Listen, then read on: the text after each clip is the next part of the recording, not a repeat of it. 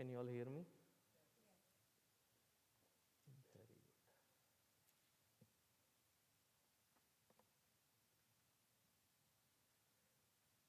I'm waiting for my boss to give me a heads up.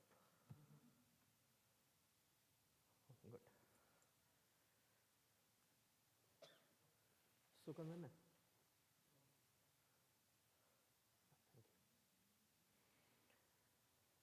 Thank you. Om Sahana Vavatu Sahano Bhunaktu Sahavidhyankaravavahai Tejasvinavadhitamastu ma vidvishavahai. Om Shanti Shanti Shanti. Harihi Om Shri Gurubhyo Namaha. Harihi Om.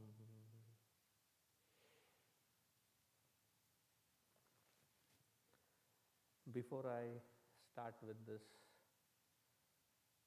Bharath, the civilizational history of Hindu topic, that which we are dealing in the last 4 weeks or so, because this is predominantly teacher group.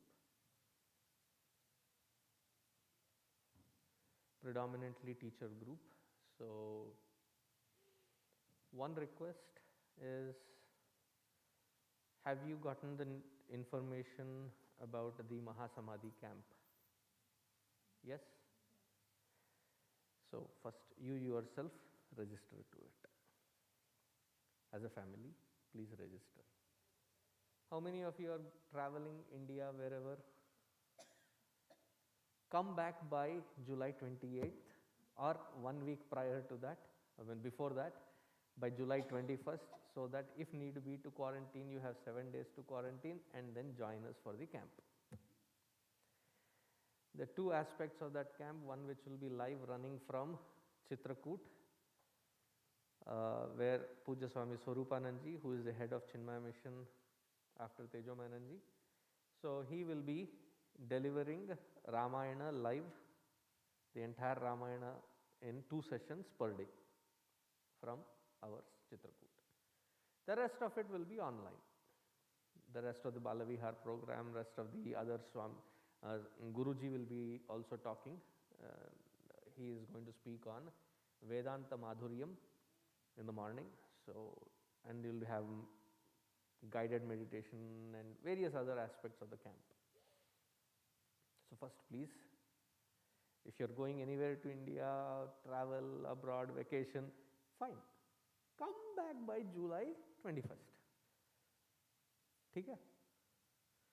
Swami ji ticket book है, देखो, there is always a possibility. It's online, Swami, so we try to catch up somewhere. Not everything is online, Amma. There is a different meaning when it is happening in person. It is happening in our own center, in our own facility. And we need that many volunteers as well. After registering, please ensure that you spread the word and encourage others to join for this camp as well. Clear? Okay. These particular series of lectures that I am sharing, there are about 10 or 11 of them already in there.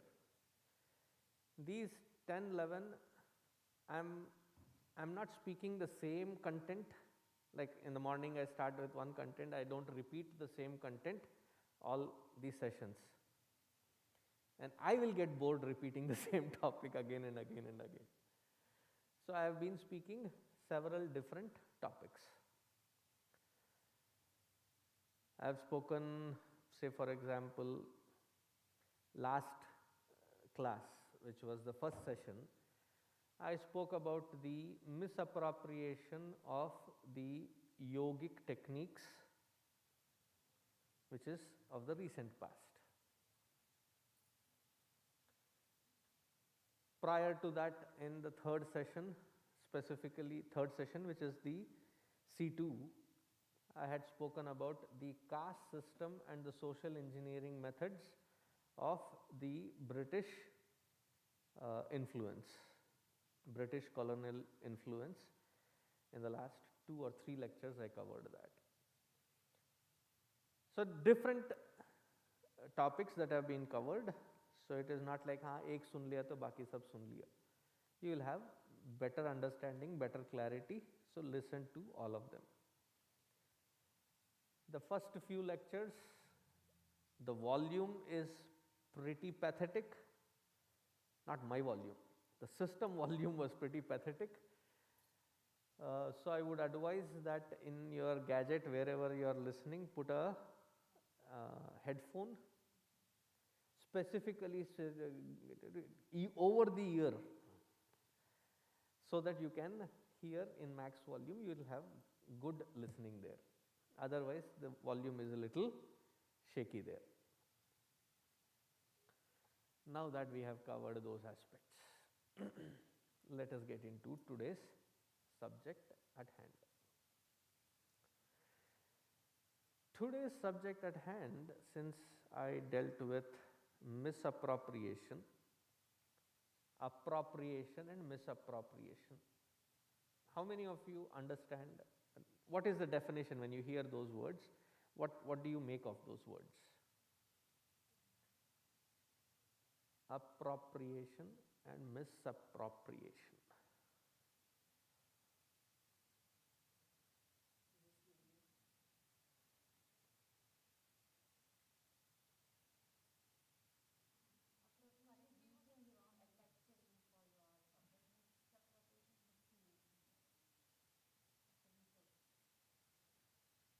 Somewhere else, somebody.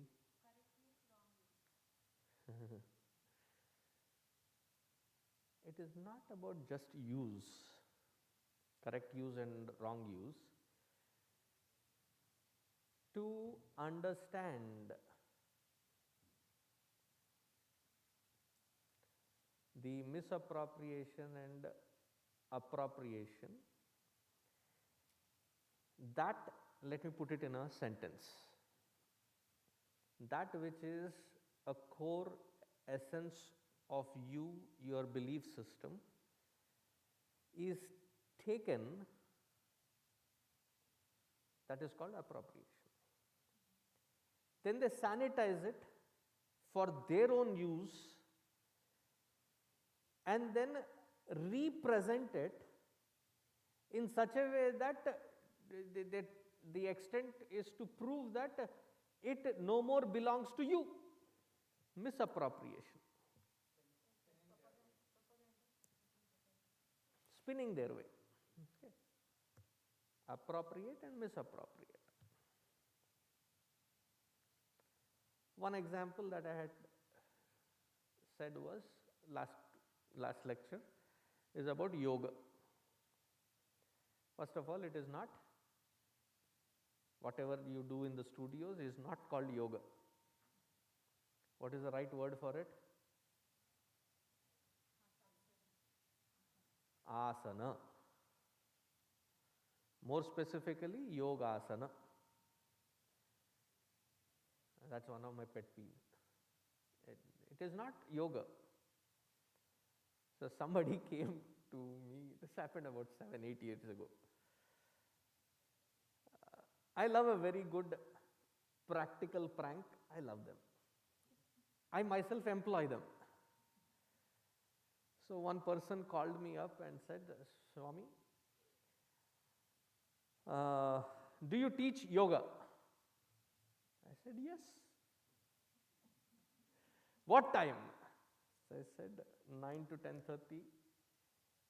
1.5 hours. I said, yes. Then 11 to 12:30. Oh, 2 sessions. How much? Free. My father, what goes? Aa jao.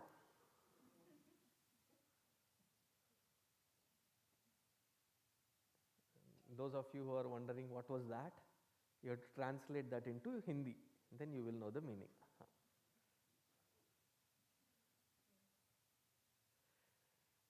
So he came, in yoga pants and a mat and a water bottle. You know how the whole 9 yards. 9 o'clock session he came, and prayers happened.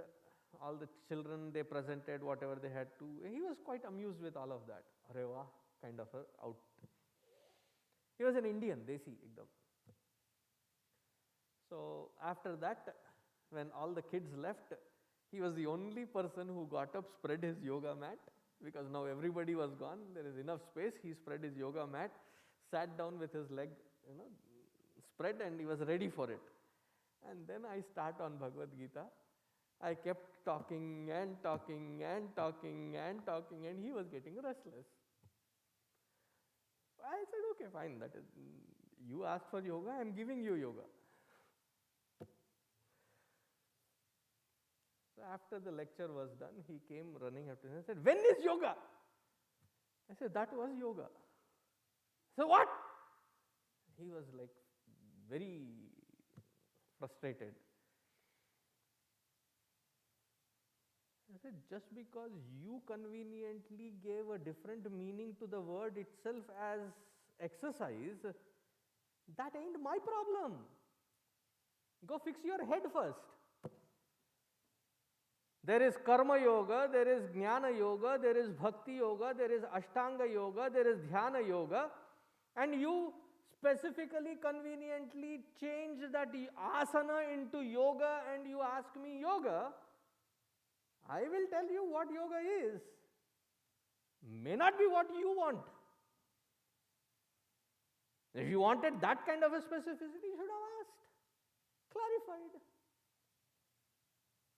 We change. We set off Indian Hindu.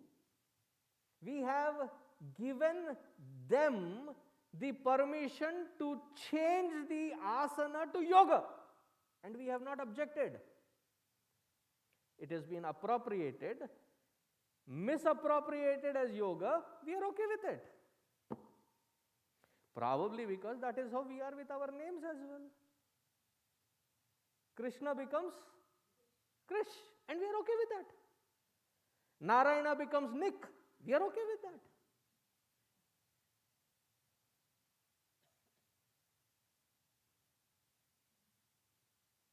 Hanumanji becomes monkey, God. Ganeshji becomes elephant, God. We are okay with that. We don't correct it. Bechara Swamiji is trying to connect, Something is better than nothing.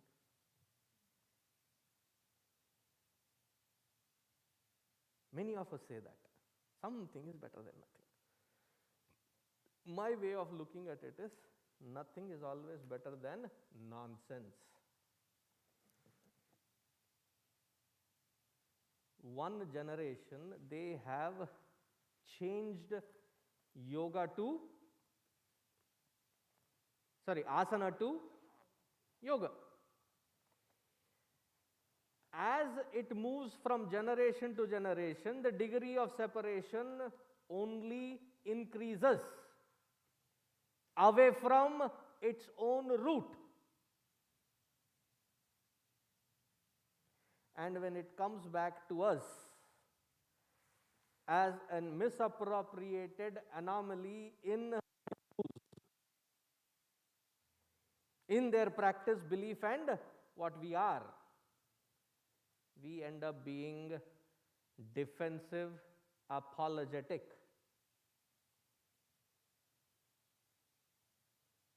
It is happening right in front of us. You can listen to the earlier lecture, but I'll touch upon one more point there. A very famous person from Indian origin, I would not call him Indian, I would not call him Hindu, I refuse to call him Hindu, but anyways, that is my opinion. Goes on a very public platform, invited on Oprah Winfrey show. This happened a few years ago. And he says, yoga has got nothing to do with Hindu.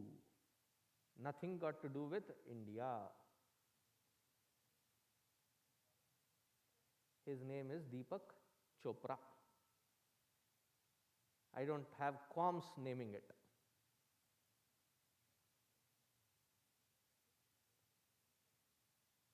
He is taking that which is a Hindu method, runs his business, does not even give acknowledgement to say that it is from Hindu roots, and he goes on to say it has got nothing to do with religion, nothing to do with Hinduism. It is mere breathing exercises and physical exercises which anybody can do. I mean, anybody can do, I don't have a problem with it.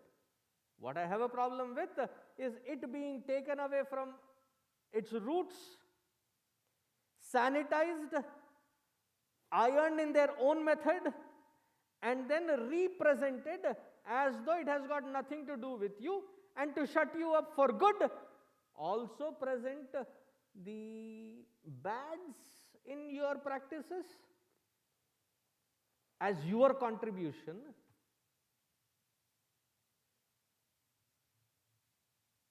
And when we hear that, we become defensive, apologetic. Not all Hindus are like that, you know. Our pathetic apologetic system goes to such an extent wherein we say that even now when I am talking about all this history, its relevance, there are people that have severe resistance to it. Severe resistance. So when I started sitting to impartially, unemotionally look at the whole situation as to why is there so much of resistance? Very emotionally resistant. Why? Especially an Indian Hindu. There's a lot of resistance to know about your own roots. I have gotten fan mail where I have been told, very disappointing to find that in Chinmaya Mission you are not talking about Bhagavad Gita, Upanishads, which preach about oneness, unity and spirituality. You are talking about this history, and through that a bigoted view to blame other religions.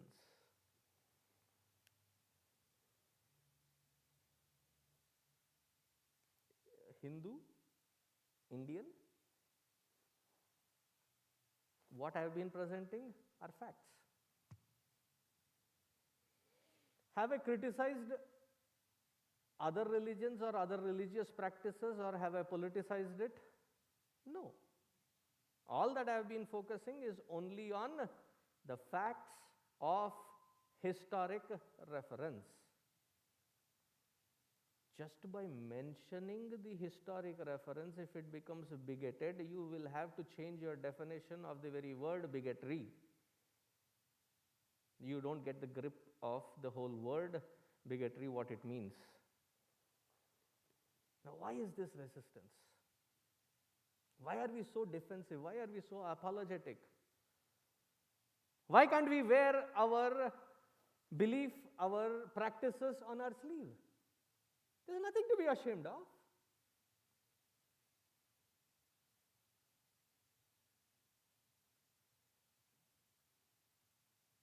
For which I think more than the very logic of it, the practices of it.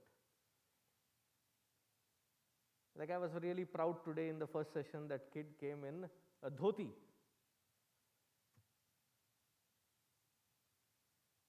I appreciated it.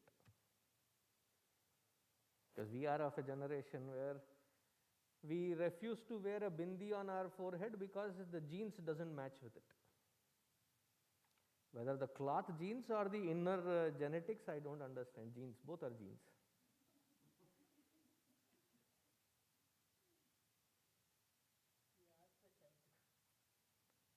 Amma? We asked the child to come in. That is actually activist. I love competition. That's a healthy competition. Why are we so apologetic? Why are we so defensive in our existence? So, in my impartial way, when I sit down in a non-confrontational environment and ask, why are you not interested in knowing about your own history? One answer that I get is, Swamiji, very boring, The whole subject, the topic of history itself is very boring. See, I do agree that the content of a subject matter is interesting or boring not because you like it or you hate it. It is because how it is being delivered by the teacher that is teaching it. The teacher has taken a special interest in you as a warm individual in their classroom. Therefore, you ended up liking that particular teacher. Thereby, as induction, you ended up liking the subject as well. Does it make logical sense?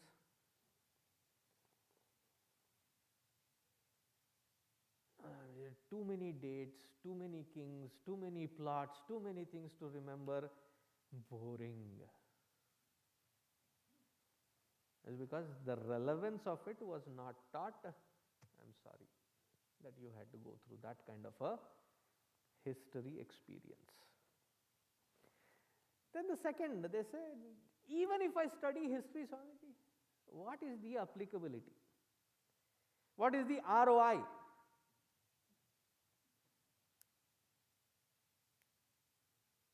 मेरे को क्या मिलेगा उसमें? घंटा कुछ नहीं मिलता उसमें.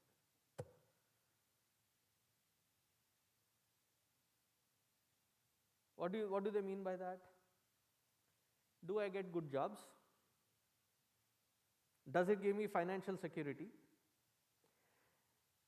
In my effort to make my two ends meet,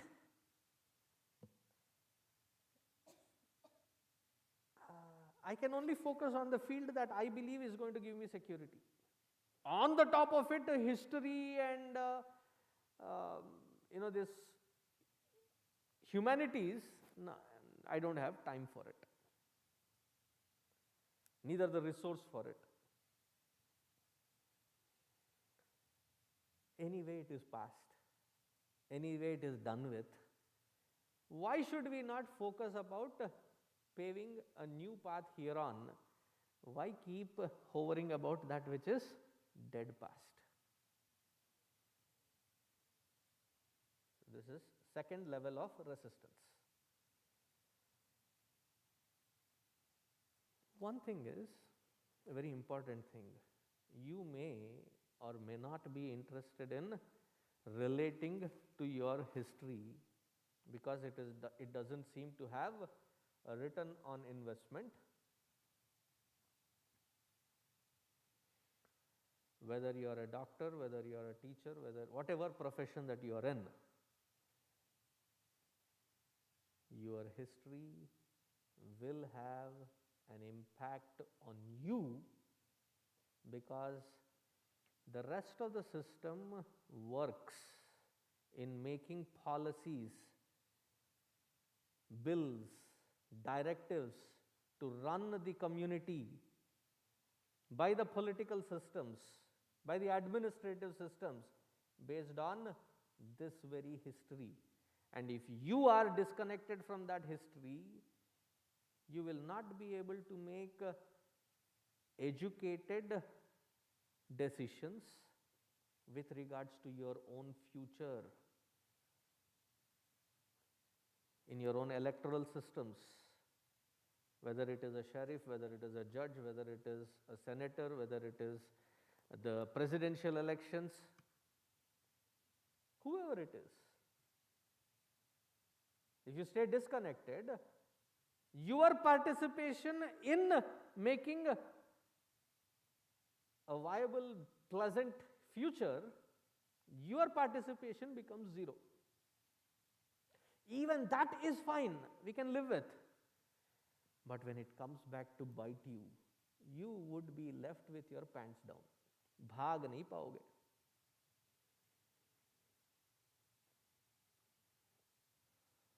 California state is doing couple of things. It is declaring swastika as a banned iconography. Statewide, if you use swastika, you can be fined to arrested. It is banned. They are going to present that bill.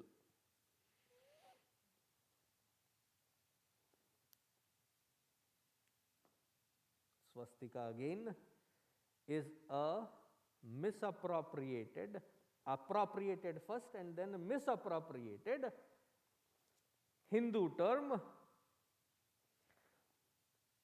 As soon as you hear swastika, even as a Hindu, what comes in your mind first? Does Lakshmi, Ganesha and Shubhashuchaka come into your mind, or that idiot comes into your mind? That Hitler comes into your mind? As a Hindu, that is called a misappropriation. Where in Mein Kampf, in Hitler's own vocabulary, he does not call that symbol which he has used for the Nazi movement as swastika. Anybody read through his Mein Kampf? At least the English translation. I read the English one. Please read. The original sources is always very, very important. You read?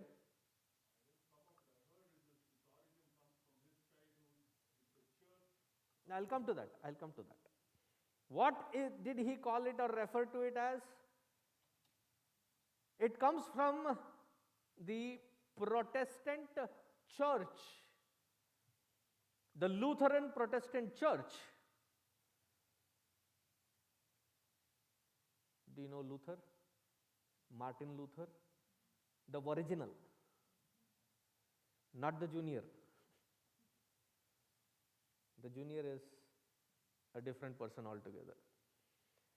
So Martin Luther, when he protested against the Catholicism, that entire group of them were called the Protestants.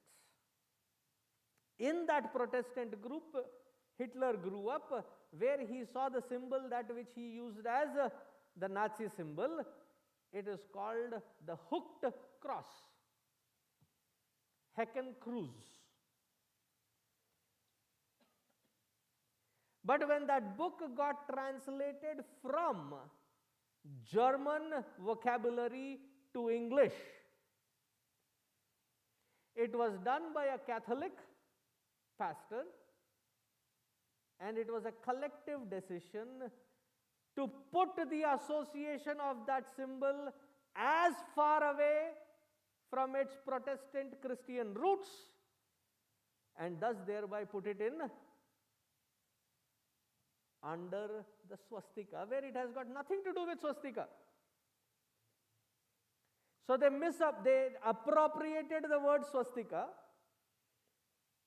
gave it the Nazi meaning, and today as a Hindu I cannot practice taking this swastika symbol, whether it be in upstate New York or in California, because they are going to be banned.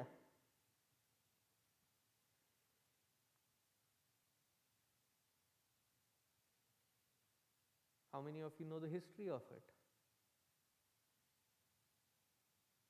Did you know this part of history?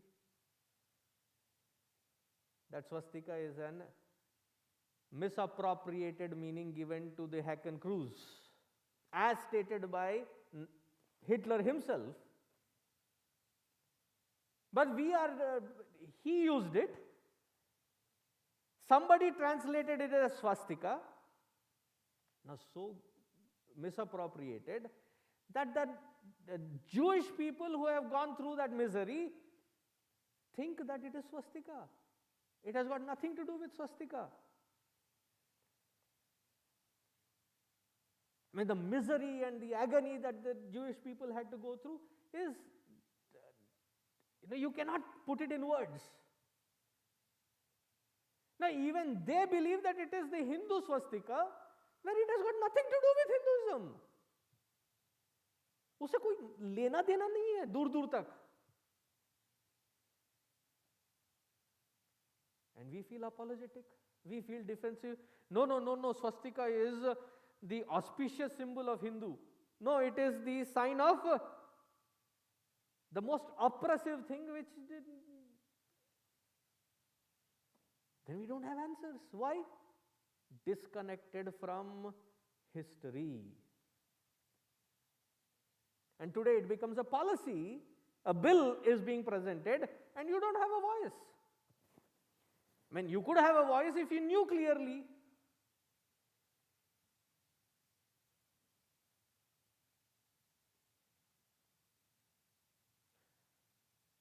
California is also bringing up a bill which will affect that if you want to apply in California state, whether it is school, whether it is college, whether it is job, whether it is hospitals, you would be asked as an Indian what caste you belong to. And based on that, the availability will be provided.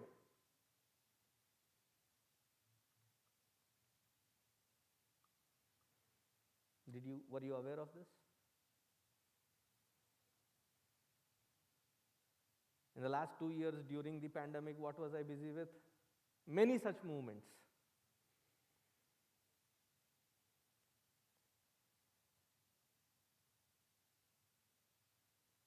Already 4 universities, public universities, have declared that they will be including caste as the Indian Hindu caste system as a requirement to get into those systems. Right during the dismantling of global Hindutva, supported by 45 universities of your tax money, supported it. And what was their proposal? Soon after that was done, put caste.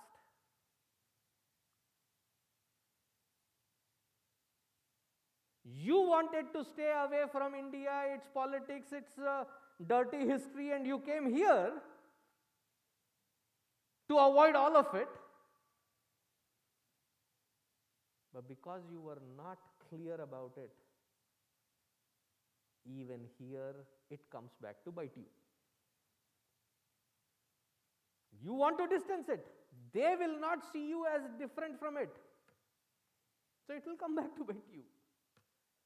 The only way is to be aware, to know, and in that clarity, you have the strength to be non-apologetic, non-defensive, factual. Therefore, one needs to know history. Does it impact your job? Yes, it does. Does it impact your education? Yes, it does. What is the reason, Swamiji? Why are you including articles? That's a different topic altogether. I have more points to cover on why we become defensive and apologetic, so I will not deviate from that particular topic. There is a whole article on the caste system by a group called Kohona, Cohona, which describes all of it. They have a website. It's a Hindu lobbying group. So please check that out. So we may want to disassociate from our own history, our own reference, our own religion, our own practices. But because we have not paid attention to learn from it, it will come back to bite. Third reason, from here on it becomes super sophisticated logics. Swamiji.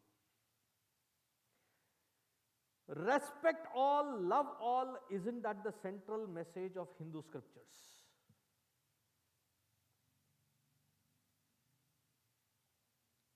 then why dig into this history and make fresh wounds? Forgive, forget. Why? All religions are same anyways.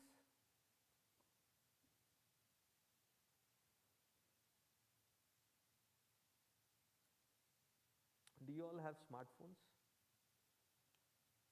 Can you quickly pull it out? Let's do a smart thing with it today. Type in that Google search, type, don't stop after I ask you to type. Don't look at me. Keep typing that and tell me the answer. Original lyrics of Raghupati Raghava Raja Ram. I don't know why today in this particular class I am talking too much of originality. Raghupati Raghava Raja Ram. Have you clicked the first link or second link? Do you see the lyrics there? Do you see anything different than what you have heard all so far?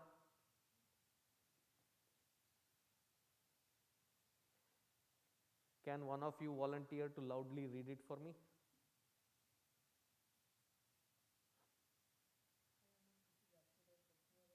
I'll tell you if it is accurate or not. Raghupati Raghava Raja Ram Patita Pavana Sita Ram Sundara Vigraha Megha Shyam Ganga Tulsi Salagram Bhadragirishwara Sita Ram Bhakta Janapriya Sitaram. Janapriya Sita Ram Janaki Ramana Sita Ram Jai Jaya Jaya Raghava Sita Ram. Jai Raghava Sitaram. How many of you knew that this was, how many of you did not know that this was the actual lyrics of Raghupati Raghava Rajaram? Average age of all those who have raised your hands. बाकी सबको मालूम था? That's not my question. How many of you did not know that this was the actual lyrics of that particular bhajan? Can I have see the raise of hands again? Who did not know? Exactly, Amma. Before that is what I am asking. Ta ta da. So about 80% of those who have been in attendance here, and that too I am being very liberal in saying 80% of those who are in attendance here. And it is an average age of about say 45. Too much? I don't mind. I feel quite liberal. I'll reduce it for your sake. Feel good factor. आज मैं बहुत देने के mood में हूँ, बोलो. 45. An average 45-year-old educated, sophisticated Hindu Indian did not know this about history, that this is the actual lyric. Now, how did you grow up hearing this bhajan?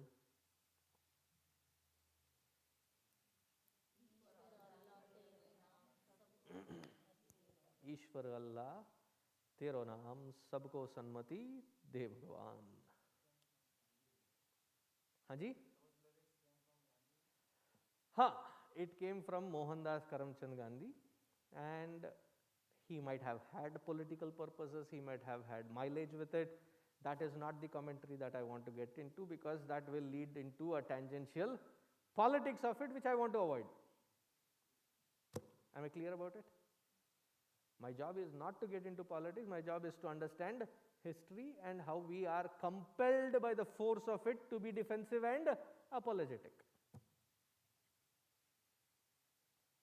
This wrong equivalence of all religions as being same.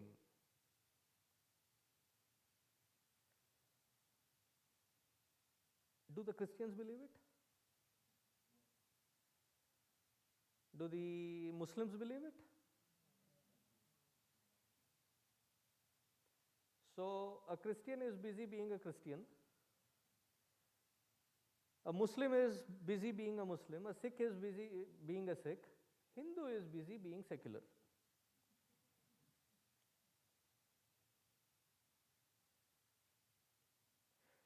The whole concept of secular is not even Hindu. It is from, do you know where it is from? Come on. France.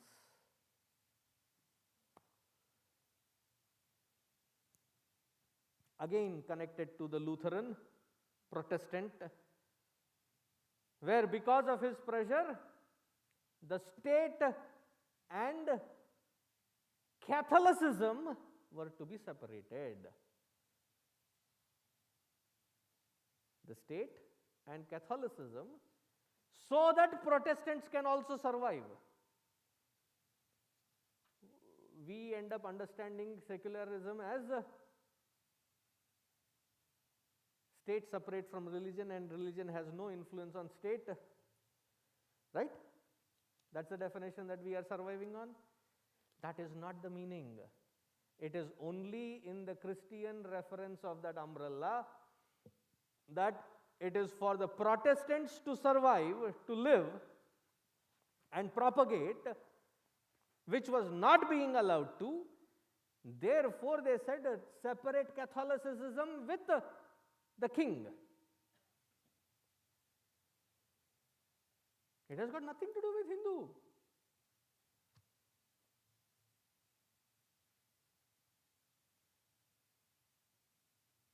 Do you have a $1, $100, how much ever?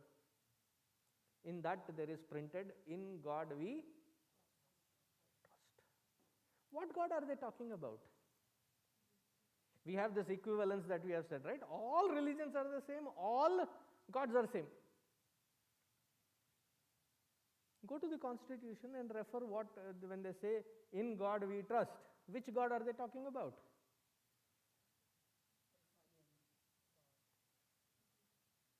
Jesus is not God.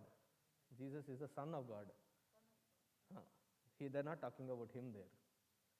They're talking about that God in heaven. So stop surviving in wrong equivalences. Talking about, because you refer to Gandhiji, Mohandas Karamchand, because these days we have to tell which Gandhi we are referring to. एक पप्पू गांधी भी है.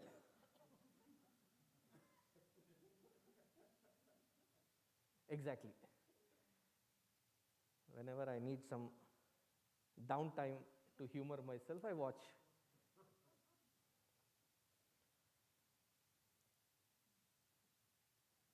There were two comrades of or friends of Mohandas Karamchand Gandhi. They are called Ali brothers, Shaukat Ali and one more Ali. They were asked, this was in INC meeting, after the INC meeting, they were asked, because Mohandas Karamchand Gandhi ji, MKG, would sing Ishwar Allah Tero Naam. I said, what do you think of him? Is he Pak? Pak meaning pure as a Muslim, because he is talking about this equivalence. Right in front of him, this is in the book of my experiments with truth. Right in front of him, they said he is not even fit to be in that kind of hell where the worst of the Muslim survives. Because he is equating our God with their uncomparable God.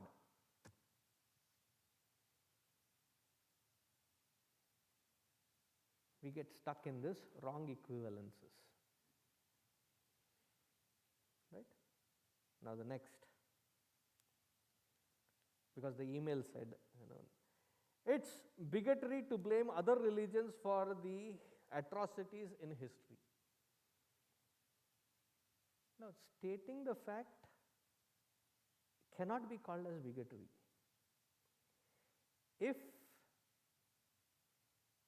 I am saying that which their book has described or what history is describing as facts, it is statement of fact. Recognizing a statement of fact is not bigotry. And yes, for what happened in the history, it is wrong to blame this generation for that wrong. And when you understand this standpoint, do you get this standpoint? It applies both ways. Do you get the concept? When I said it applies both ways? That you and I cannot be blamed for that caste system which was done by them. But we are nailed for it.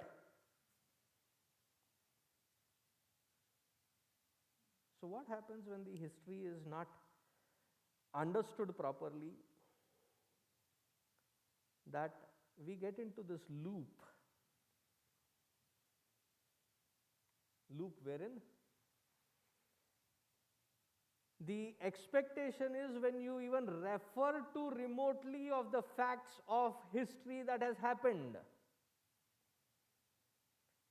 Now many of you keep asking, right, what books to refer to? There was a Islamic invader called Babur.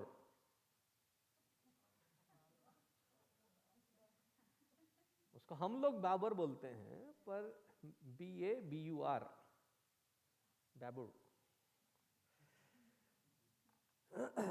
Babur.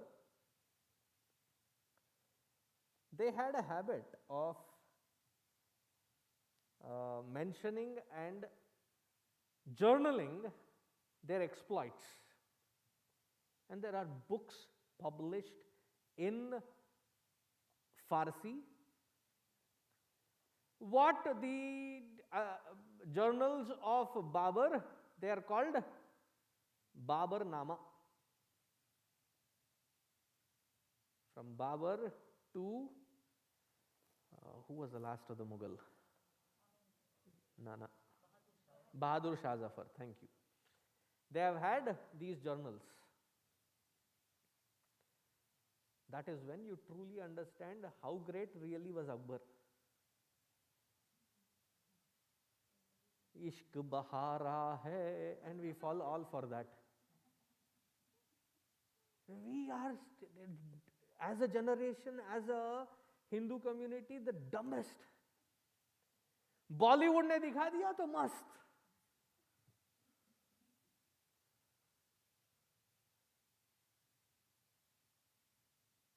Oh, he was such a great man. He built a temple for his wife after having killed his entire family.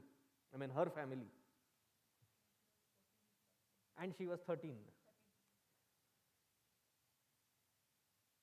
So when you read through their own accounts according to their own version, their own books,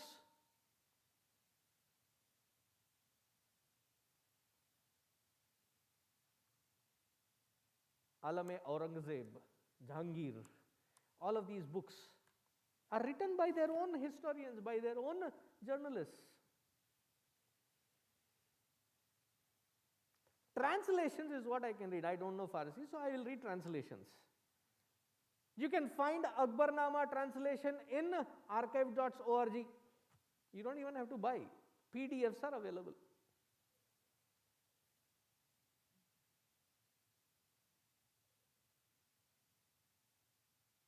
Their own version talks about it. And all that I am trying to do is talk about what they have written. How can that be called bigotry?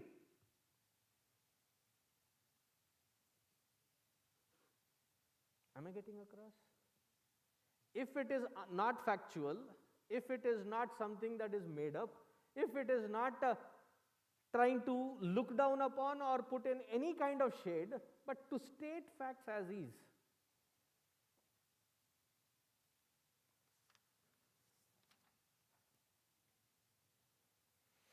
Oh, this one is even better. The next one. Sophistication gets better and better. Vedanta teaches vision of oneness, to rise above all classifications of Stri, Purusha, Jati, Varna, Gotra. And this person quotes Vivek Chudamani to me. Jati Niti Kula Gotra Duragam Nama Rupa Guna Dosha Vartyatam Varjitam Chayat. It is that which is beyond all of these classifications and qualifications. Then constantly talking and discussing about the wrongs of the past, are you not being counterintuitive to Vedanta, wherein it even is against the basic tenets of Vedanta? Why breed these divisions? Let us talk about oneness. Let us talk about love and the highest truth, Brahman.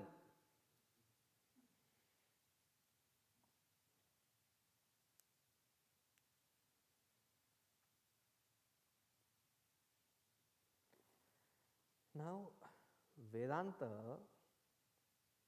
as much as it is talking about oneness and Brahman, that same very Viveka Chudamani in the second shloka,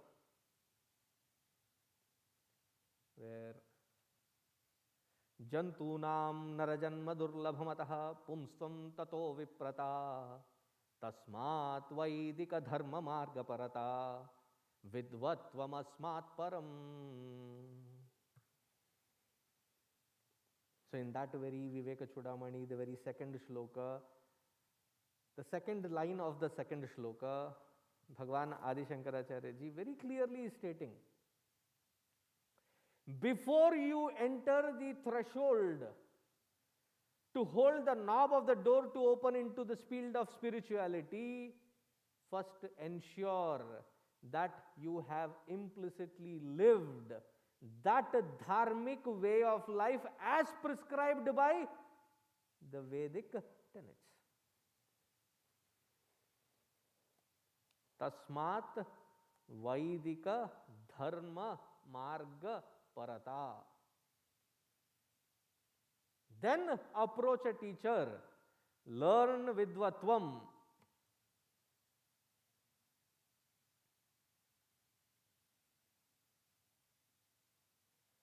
Now, if that dharmic way of life has to be lived, where Bhagwan Adi Shankaracharya ji himself in another work, Sadhana Panchakam, what does he say? The very first sentence, Vedo nityam adhiyatam taduditam karma svanushthiyatam. Listen to the, or learn the Vedic dharmic way of life. Taduditam, born out of that understanding, lead your everyday implicitly in the light of that understood knowledge and wisdom.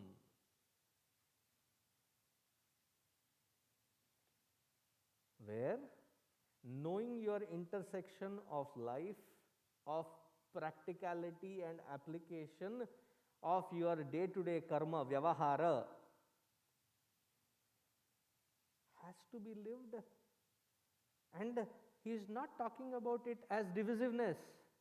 He is talking about it as that dharmic way of expression which will ensure that you are doing karma yoga so that there is chitta shuddhi, chitta ekagrata. It is like saying that, after you eat a meal on a banana leaf, what do you do with that banana leaf? Wash it and then reuse it? You fold it and then discard it.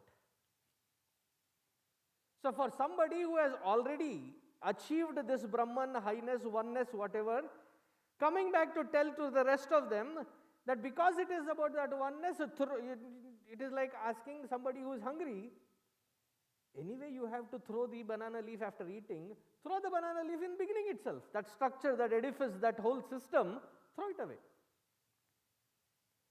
Either they did not understand and experience what Vedanta is talking as Brahman, or the application of Chitta Shuddhi and Chitta Ekagrata, or they are selfish enough that they have achieved it, they don't want anybody else to achieve it. But in either case, it is not practical, it is not applicable.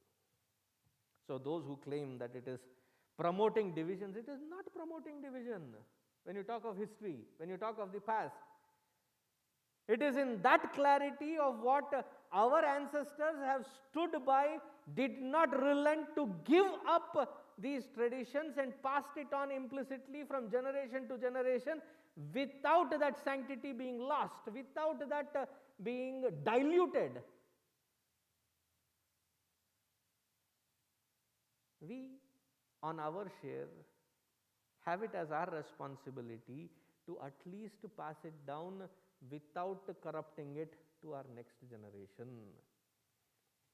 With the clarity, with the appreciation that in spite of these historic oppressive environments, they upheld dharma. उतना तो हमें सीखना पड़ेगा और अगले generation तक पहुंचाना ही पड़ेगा.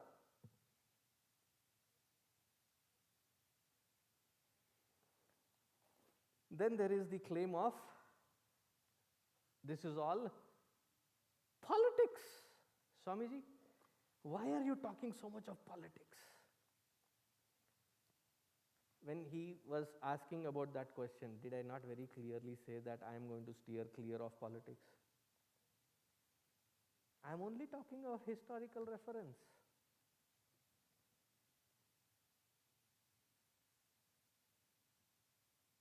But it can be misprojected as politics.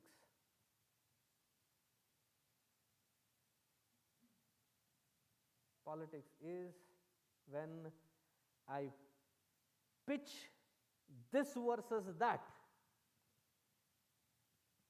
I am not pitching this versus that.